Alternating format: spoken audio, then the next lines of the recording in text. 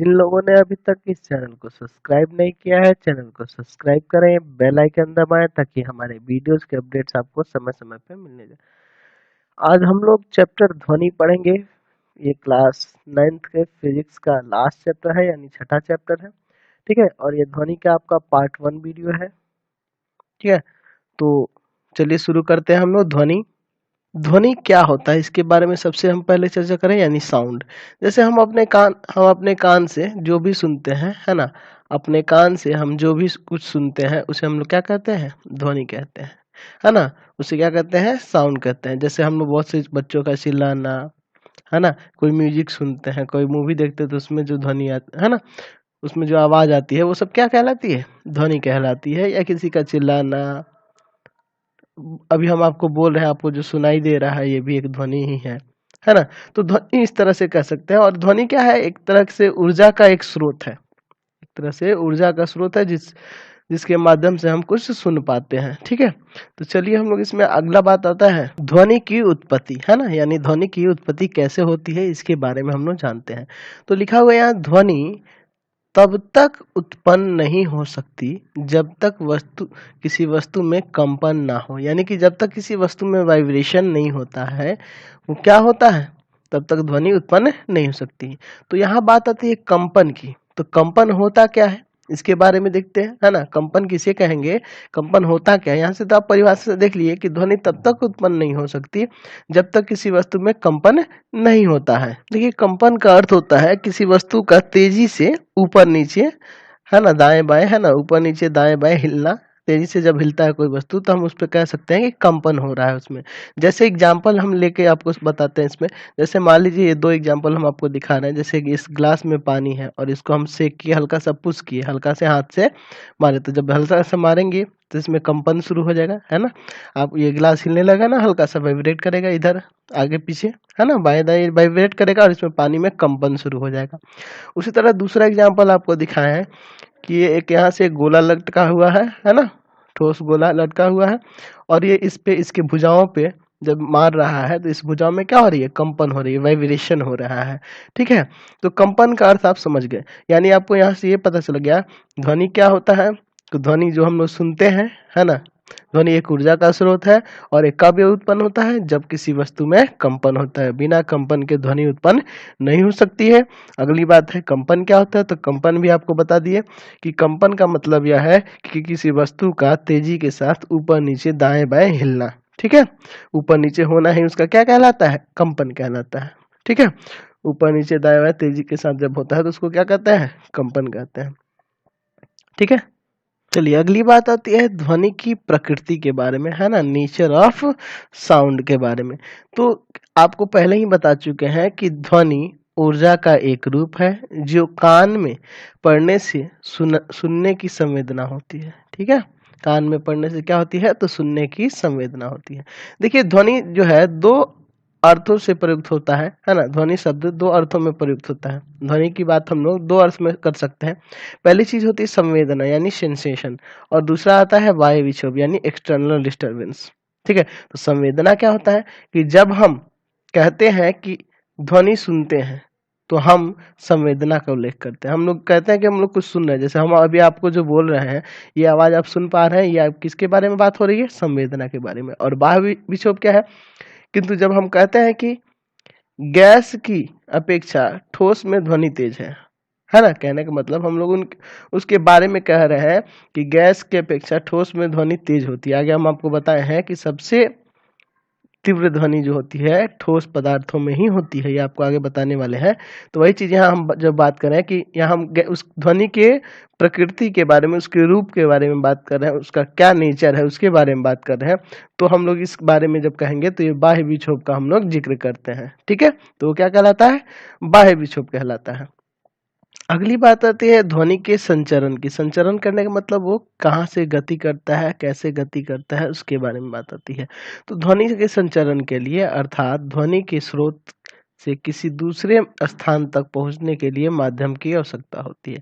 कहने का मतलब यह है कि अगर आपको ध्वनि, हमारी जो ध्वनि सुनाई दे रही है, उसके लिए आपको माध्यम मिल रहा है, कोई ना कोई माध्यम होना चाहिए, तभी वो आपको सुनाई देगी, है ना। जैसे अभी हम जो साउंड बोल रहे हैं वो आपको आपके कानों तक जा रही है। इस कंडीशन में आपके और हमारे साउंड और आपके कान के बीच में हवा माध्यम है, हवा है ना, इसलिए आपके पास वो ध्वनि सुनाई दे पा रही है।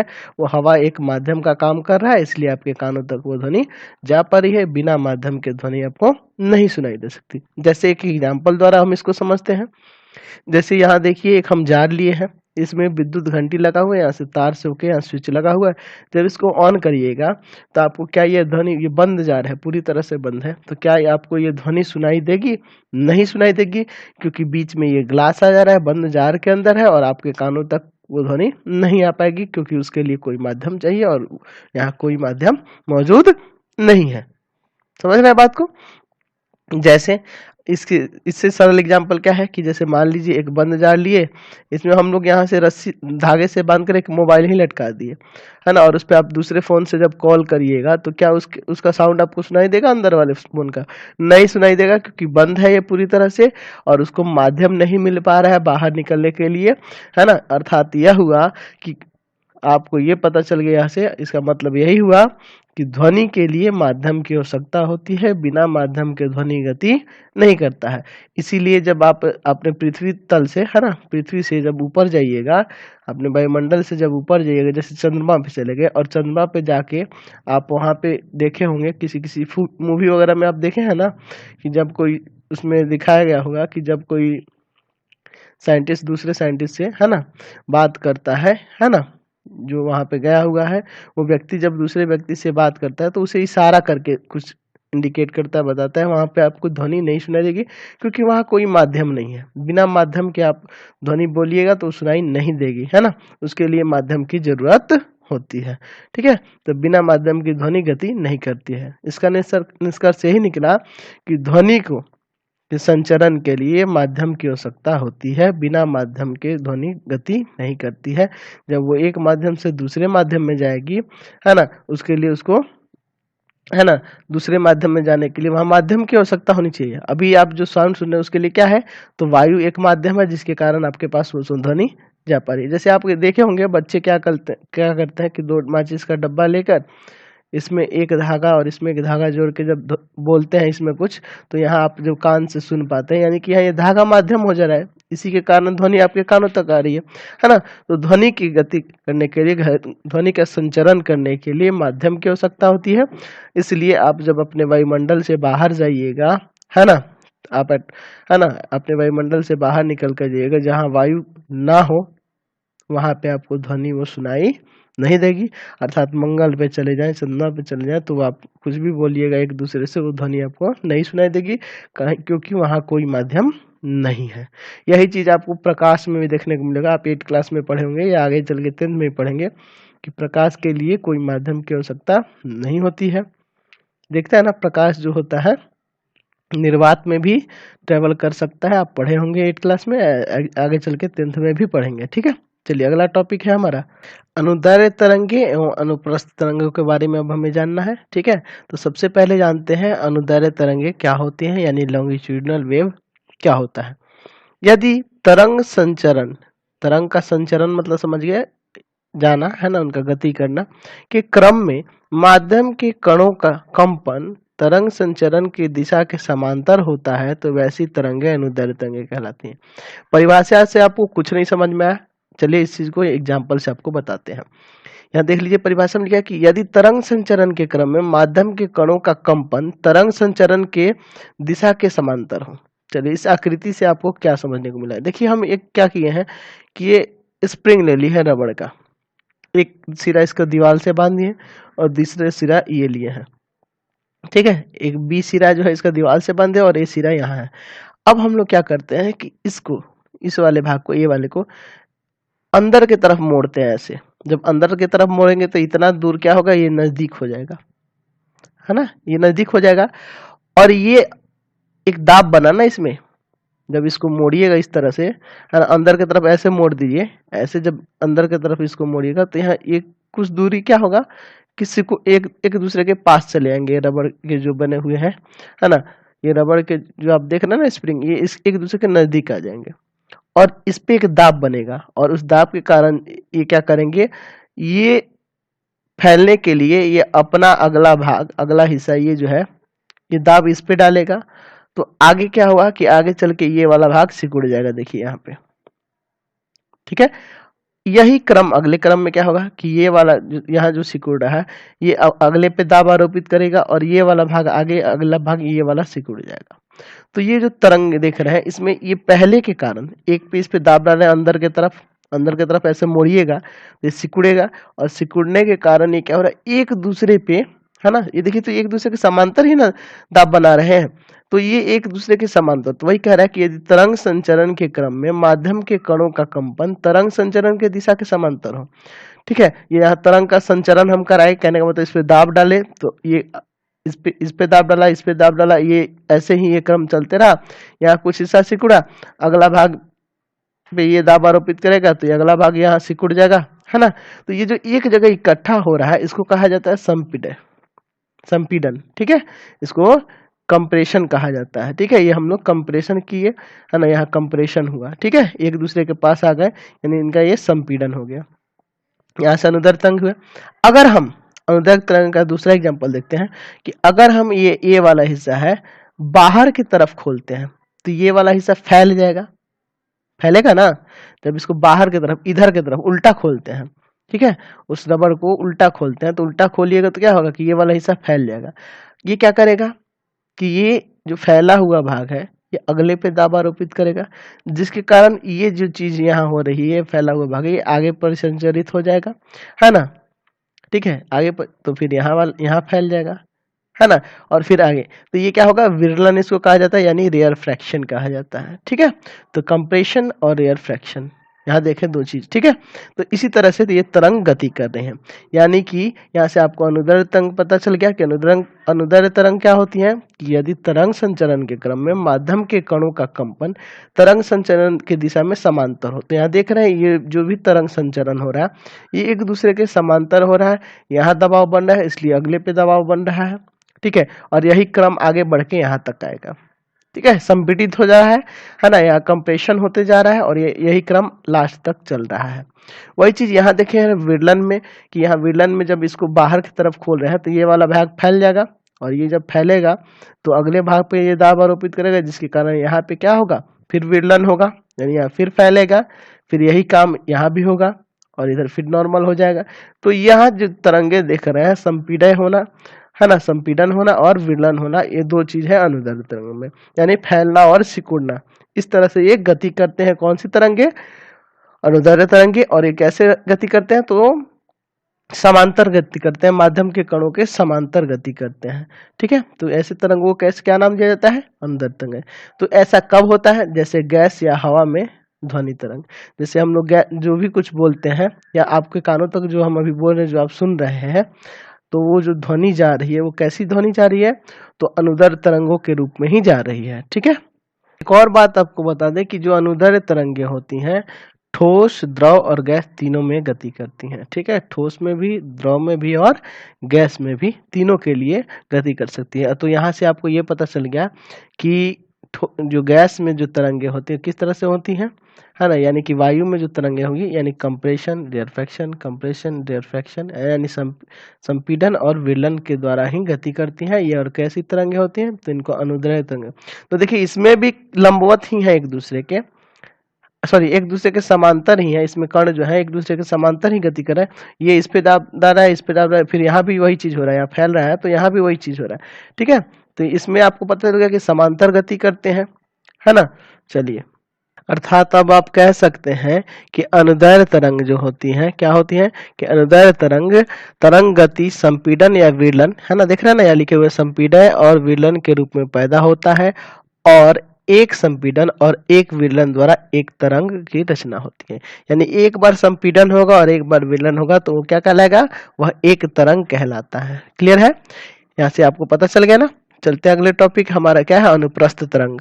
तो अगला टॉपिक आप देखिए यहाँ अनुप्रस्थ तरंगे क्या होती हैं। अनुप्रस्थ तरंग यानी ट्रांसवर्स वेव, है ना, क्या होती है? यदि माध्यम के कणों का कंपन तरंग संचरण के दिशा के लंबवत हो, ठीक है। तो अनुदैर्ध्य में क्या था कि समांतर हो और यहाँ क्या आ गया है? लंबवत हो, तो उस तरंग को अनुप्रस्थ तरंग कहा जाता है। जैसे पत्थर फेंक रुकने पर पानी में जो तरंग उत्पन्न होती है या प्रकाश तरंग। ठीक है, चलिए तो इसको एक एग्जांपल से यहाँ देखते हैं। यहाँ देखिए रस्सी को हम एक भाग दीवार से बांध दिए और दूसरे भाग को हाथ से पकड़े हुए हैं।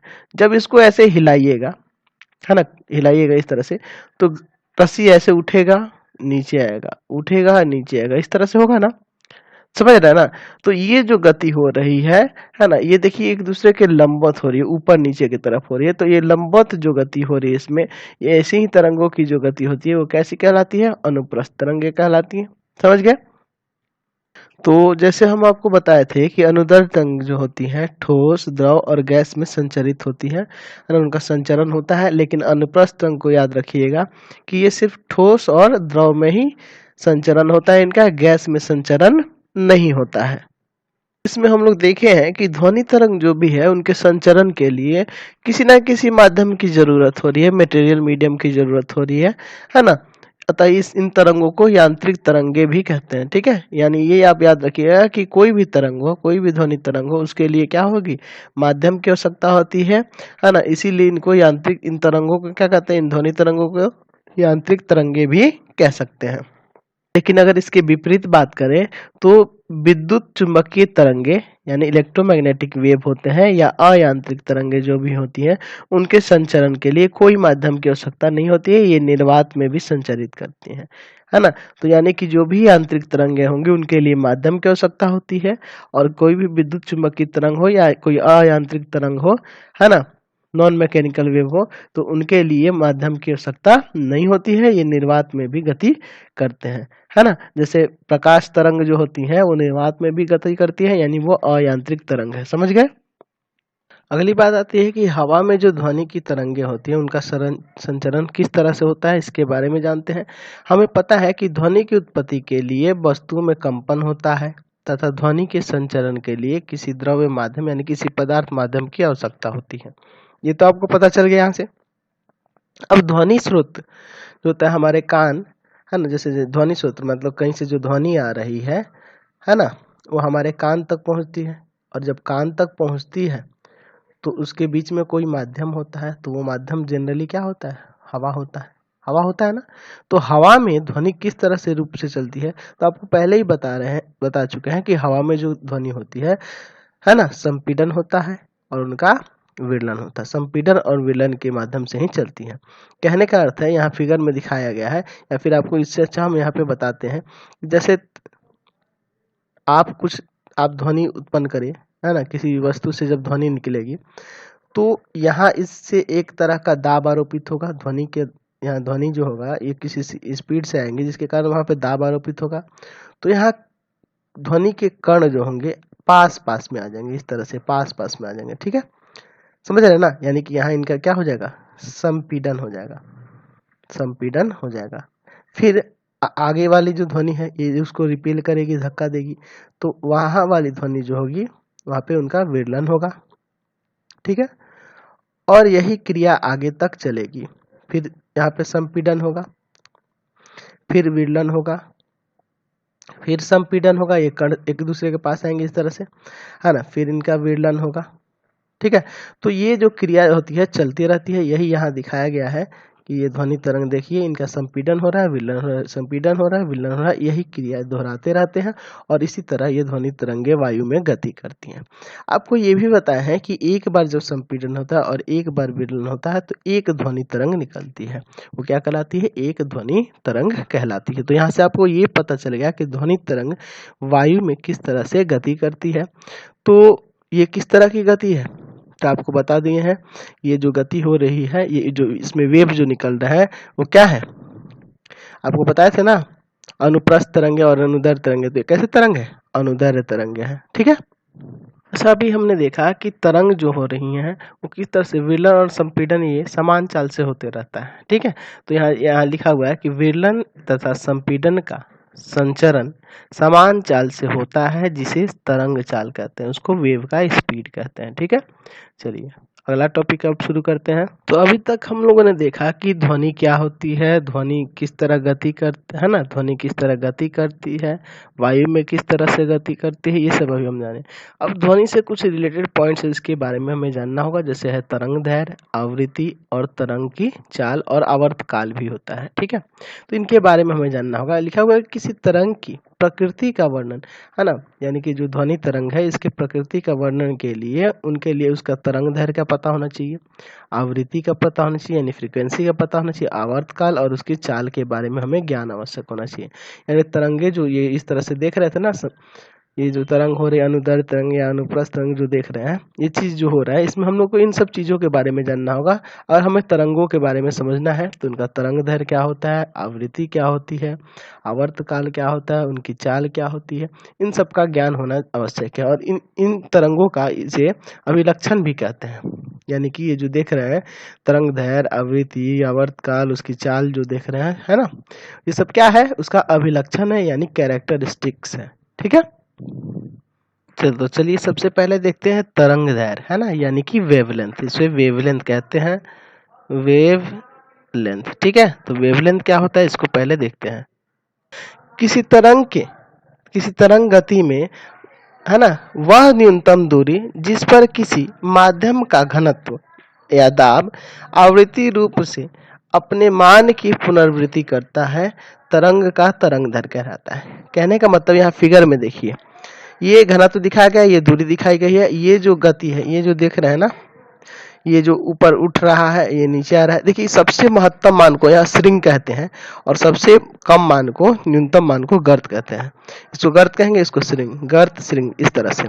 ठीक है, तो ये कैसे फिगर ये जो दिखाया गया है इसमें अनुप्रस्थ तरंगों के बारे में है ना, ये अनुप्रस्थ तरंग का एक दिखाया गया है ना वेव। ठीक है, तो इसमें ये श्रिंग और गर्त हो रहा है, ये महत्तम मान श्रिंग है और न्यूनतम मान गर्त है। तो इस परिभाषा में क्या कह रहा है कि किसी तरंग गति में वह न्यूनतम दूरी जिस पर किसी माध्यम का घनत्व आवृत्ति रूप से, है ना, अपने मान की पुनरावृत्ति करता है। तो इस फिगर में देखिए कहाँ मान की पुनरावृत्ति हो रही है यानी रिपीट हो रहा है। तो देखिए यहाँ पे सबसे महत्तम मान है और ये महत्तम मान कितने देर बाद आ रहा है, फिर यहाँ जब श्रिंग हो रहा है, यानी यहाँ से यहाँ तक की जो दूरी होगी वो क्या कहलाएगी, वेवलेंथ कहलाएगी यानी तरंग दैर्घ्य कहलाएगी। उसी तरह जहाँ यहाँ गर्त हो रहा है, ये मान कब रिपीट हो रहा है, यहाँ हो रहा है, यानी यहाँ से यहाँ तक की दूरी वेवलेंथ कहलाएगी। या मान लीजिए यही का मान है, इस बिंदु का मान, और ये मान कब रिपीट होगा, है ना। ठीक है, तो फिर कहने का मतलब यह है कि श्रिंग, यानी ऐसे कह सकते हैं कि दो क्रमागत महत्तम अथवा दो क्रमागत न्यूनतम स्थितियों के बीच की दूरी क्या कहलाती है, तरंग का तरंग दैर्घ्य कहलाती है, वेवलेंथ। यानी कि यहाँ जो श्रिंग हो रहा है यहाँ से यहाँ तक की दूरी, या यहाँ गर्त जो हो रहा है यहाँ से यहाँ तक की दूरी क्या कहलाएगी, वेवलेंथ कहलाएगी। और वेवलेंथ को लैम्डा से सूचित किया जाता है। ये सिंबल जो है ये क्या है, लैम्डा है ना, ये ग्रीक अक्षर है ना। चलिए, और तरंग दैर्घ्य का SI मात्रक क्या होता है, तो तरंग दैर्घ्य का SI मात्रक मीटर होता है। देखिए यहाँ लिखे हुए हैं कि तरंग दैर्घ्य का SI मात्रक मीटर होता है। यानी तरंग दैर्घ्य क्या है, यहाँ जो श्रिंग हो रहा है ना, दो क्रमागत महत्तम या दो क्रमागत न्यूनतम, यानी दो श्रिंग या दो गर्त के बीच की न्यूनतम दूरी जो क्या कहलाती है, वही वेवलेंथ कहलाती है। ठीक है, क्लियर हुआ फिगर से। अगली बात आती है आवृत्ति की यानी फ्रीक्वेंसी की। फ्रीक्वेंसी होता क्या है, लिखा हुआ है ध्वनि उत्पन्न करने वाली वस्तु के निकट किसी स्थान पर हवा का घनत्व समय के साथ बदलते रहता है। आपको ये बताए थे कि जब हम कुछ ध्वनि बोलते हैं तो वहाँ कणों का संपीड़न होता है, वायु में कणों का संपीड़न होना यानी घनत्व जो होगा वहाँ पे कण वहाँ पे संपीड़ित हो जाएंगे, एक दूसरे के पास आ जाएंगे और फिर ये कण क्या होंगे, इनका विलयन होगा तो ये फैलेंगे, है ना, यानी घनत्व कम होगा, फिर घनत्व अधिक होगा, है ना, ये घनत्व इनका अधिक हो जाएगा क्योंकि यहाँ संपीड़न होगा, फिर कण एक दूसरे से दूर जाएंगे तो वहां विरलन होगा, है ना। तो ये संपीड़न विरलन चलते रहता है। वही चीज यहाँ कह रहा है कि माध्यम का घनत्व अधिकतम और न्यूनतम मानों के बीच परिवर्तित होता है। ठीक है, जब घनत्व अधिकतम मान से न्यूनतम मान में और पुनः न्यूनतम मान से अधिकतम मान तक आता है तब घनत्व का एक दोलन पूरा होता है। तब क्या होता है, वन ऑसिलेशन पूरा होता है, एक दोलन पूरा होता है। यानी कि महत्तम मान से न्यूनतम मान या फिर न्यूनतम मान से महत्तम मान में, यानी यहां से यहां दिख रहा है ना, यानी संपीड़न से विलन और विलन से जब संपीड़न पूरा होता है तो वो क्या कहलाता है, एक दोलन कहलाता है। ठीक है, तो वही इसका परिभाषा यहाँ से बन जाएगा कि एकांक समय में एक दोलनों की कुल संख्या ध्वनि तरंग की आवृत्ति कहलाती है। एक दोलनों की कुल संख्या जो होगी एकांक समय वो क्या कहलाएगी, ध्वनि तरंग की आवृत्ति। यानी यहाँ से परिभाषा इस तरह से लिख सकते हैं कि किस स्थान पर माध्यम के घनत्व का प्रति एकांक समय में दोलनों की संख्या को ध्वनि तरंग की आवृत्ति कहते हैं। यानी किसी एकांक समय में ये जो आवृत्ति, ये दोनों की जो संख्या हो रही है, कहने का मतलब कि संपीड़न से विलन और विलन से संपीड़न, संपीड़न से विलन, विलन से संपीड़न की ऐसी जो संख्या हो रही है, मतलब ये एक है ना, ये जो संख्या हो रही है इसको क्या कहते हैं, ध्वनि तरंग की आवृत्ति कहते हैं। यानी कितना बार संपीड़न और विलन और फिर विलन से संपीड़न इतना हो जा रहा है किसी एकांक समय में, प्रति इकाई टाइम में, उसे क्या कहते हैं, ध्वनि तरंग की फ्रीक्वेंसी कहते हैं, यानी आवृत्ति कहते हैं। ठीक है, अब देखिए आवृत्ति को हम ग्रीक अक्षर भी से सूचित, ये न्यू कहते हैं इसको, है ना, ये भी शेप में ही रहेगा, इसको न्यू कहते हैं, इसे सूचित करते हैं, है ना। और इसका एसआई मात्रक हर्ट्ज होता है, हर्ट्ज, इसका एसआई मात्रक क्या होता है, हर्ट्ज होता है। समझ गए यहाँ से? तो आपको यहाँ से ये पता चला कि ये जो एकांक समय में, यानी प्रति इकाई टाइम, मान लीजिए आपके पास समय है टी समय में यहाँ आपकी दोलनों की संख्या कितनी हो रही है उसे क्या कहेंगे, उसकी आवृत्ति कहेंगे। यानी टी समय में जो दोलनों की संख्या हो रही है वो क्या होगी, आपकी आवृत्ति होगी। कहने का मतलब कि ये श्रृंग से गर्त, गर्त से श्रृंग, ये जो हो रहा है ये लगातार समय टी में कितना बार हो जा रहा है, वही उसकी क्या कहलाती है, आवृत्ति कहलाती है, और या फ्रीक्वेंसी कहलाती है। आवृत्ति के बाद एक और आती है आवर्तकाल की, यानी टाइम पीरियड की। कह रहे हैं माध्यमों के घनत्व के एक दोलन पूरा करने में लगा समय जो होता है ध्वनि तरंग का आवर्तकाल कहलाता है, टाइम पीरियड कहलाता है। यानी कि जो एक दोलन हो रहा है, एक दोलन पूरा करने में जो समय लग रहा है ना, उसे क्या कहते हैं, आवर्तकाल। और जितना बार दोलन होगा समय टी में, है ना, इस आवर्त, है ना, किसी समय टी में जितना बार दोलन होता है वो क्या होती है, उसकी आवृत्ति होती है। और माध्यम में घनत्व के एक दोलन पूरा करने, मतलब वन ऑसिलेशन पूरा करने में, वन ऑसिलेशन में क्या होगा कि संपीड़न से विलन और विलन से संपीड़न होने में जो समय लग रहा है वो ध्वनि तरंग का आवर्तकाल कहलाता है। आवर्तकाल को टी से सूचित करते हैं और समय है तो एसआई मात्रक क्या होता है, इसका सेकंड होता है। अब जानेंगे आवृत्ति और आवर्तकाल में संबंध क्या होता है। तो भी बराबर होता है, यानी न्यू इसको बताए थे ना, 1/t, इसको भी ही पढ़िए, कोई दिक्कत नहीं है, भी बराबर 1/t, यानी कि आवृत्ति बराबर 1 आवर्तकाल। समझ गए ना, 1 आवर्तकाल, ये आपका फॉर्मूला हो जाएगा। समझ गए? अगला टॉपिक आता है आपका लास्ट, इसका ध्वनि की चाल, यानी स्पीड ऑफ साउंड, है ना।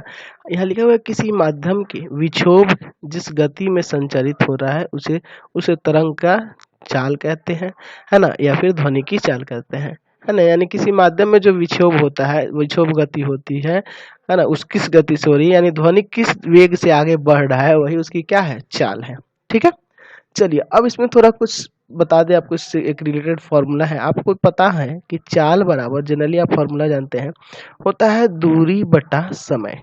चाल बराबर क्या होता है, दूरी बटा समय। यानी कि आप यहाँ से लिख सकते हैं कि दूरी बराबर हो जाएगा चाल गुना समय, चाल गुना समय। समझ रहे ना। अब हम इस दूरी को, हम देखे थे तरंग दैर्घ्य भी एक तरह की दूरी है, तो दूरी को हम एक तरंग दैर्घ्य मान लें, है ना, लैम्डा मान लें, है ना। तो लैम्डा बराबर चाल हमारा भी था और ये समय क्या होता था इसके लिए, टी होता था, यानी लैम्डा बराबर हो जाएगा भी इंटू टी। तो अगर इस टी को इधर बटा में ला दे तो आपका फॉर्मूला क्या बन जाएगा, भी बराबर लैम्डा बाई टी। अगर हम इस भी की बात करें तो भी बराबर लैम्डा इंटू 1/t तो लिख सकते हैं ना, यानी भी बराबर हो जाएगा लैम्डा इंटू 1/t। आप अभी फॉर्मूला देखे थे, है ना, इसके पहले देखे थे ना, यहाँ देखे थे इसके पहले फॉर्मूला, न्यू बराबर देखे थे ना अभी, न्यू बराबर, है ना, न्यू बराबर 1/t था ना न्यू। तो न्यू किसके लिए था, फ्रीक्वेंसी के लिए, आवृत्ति के लिए, तो हो जाएगा न्यू, है ना, यानी भी बराबर हो जाएगा, ये क्या है आपका, तो लैम्डा इंटू न्यू। यानी कि ये भी जो है, भी किसको सूचित कर रहा है, यहाँ चाल को सूचित कर रहा है, ध्वनि की चाल को, ध्वनि की चाल, समझ रहे ना। और लेमडा जो है ये क्या है, तरंग दैर्ध्य है, तरंग दैर्ध्य, ठीक है, तरंग दैर्ध्य है। और ये न्यू किसको सूचित करता है, आवृत्ति को, ठीक है, ये किसको सूचित कर रहा है, आवृत्ति को, समझ गए। तो यहाँ से ध्वनि की चाल बराबर तरंग दैर्ध्य गुना आवृत्ति। तो कई जगह पे हम लोग इसको, ये देखिए इसमें कंफ्यूज ना होने के लिए हम लोग इसको ऐसे भी लिख सकते हैं कि ध्वनि की चाल v बराबर लेमडा इंटू एफ, आवृत्ति को f से सूचित कर देंगे, फ्रीक्वेंसी को f से सूचित कर सकते हैं, कोई दिक्कत नहीं है, ठीक है। तो न्यू के जगह आप f भी यूज कर सकते हैं, किसके लिए, आवृत्ति के लिए, ठीक है। क्लियर हुए यहाँ से। अब चलिए, अब हम लोग इसको इसी के साथ इस वीडियो को एंड करते हैं, अगले पार्ट में हम लोग इसके आगे पढ़ेंगे। तो अगर हमारा चैनल आपको अच्छा लगता है तो चैनल को सब्सक्राइब करें, बेल आइकन दबाएं, ज़्यादा से ज़्यादा दोस्तों में शेयर करें, कमेंट बॉक्स में लिखें कि हमारा वीडियो आपको कैसा लगता है।